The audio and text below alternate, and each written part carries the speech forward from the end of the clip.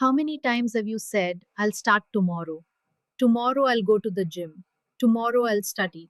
Tomorrow I'll work on my business. Tomorrow I'll finally get my life together. But then tomorrow arrives and somehow it becomes another tomorrow. I've done it. Most people have. And after a while, you start asking yourself, why can't I just do the things I know I should do? We usually blame laziness, a lack of discipline, a lack of motivation. But I don't think procrastination starts there. I think it starts with something much quieter, the need to get it right. Think about the tasks you keep avoiding. Is it really because they're difficult? Or is it because you're worried they won't be good enough?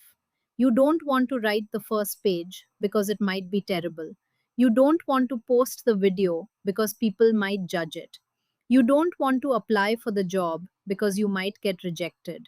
So instead of risking failure, you delay starting. For a moment, procrastination feels comforting. As long as you haven't started, your dream is still perfect. Your idea can't fail if it only exists in your head.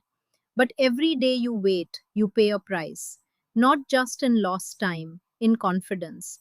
Because every promise you break to yourself quietly changes the way you see yourself. You stop trusting your own words. You say, I'll do it tonight, then you don't. I'll wake up early, then you don't. I'll start on Monday, then Monday becomes next Monday. And slowly, the problem isn't the task anymore. It's the relationship you've built with yourself. Here's something I've realized: action creates motivation far more often than motivation creates action. We think we need to feel inspired before we begin, but most of the time, the inspiration shows up after we've already started.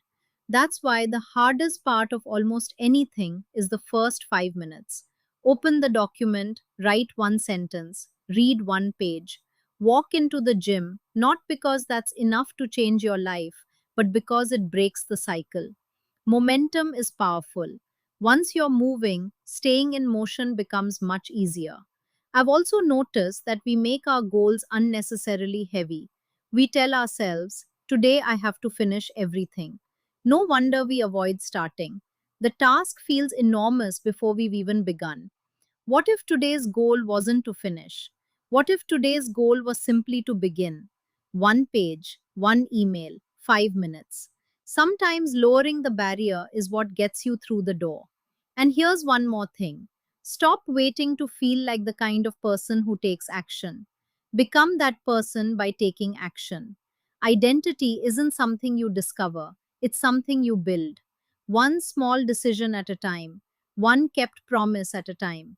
Because every time you do what you said you were going to do, you prove something to yourself, not to the world, to yourself. And that confidence compounds. So if you've been procrastinating lately, don't ask, how do I become more motivated? Ask, what's the smallest action I can take right now? Then do it. Before your mind has time to negotiate. Because your future isn't built by the days you feel motivated. It's built by the ordinary days when you decide to begin anyway. If this episode resonated with you, follow the Voice of Becoming on Spotify and join me next Monday at 9 p.m. IST for another conversation about becoming the person you want to be. Until then, don't wait for the perfect moment. Start with the next 5 minutes.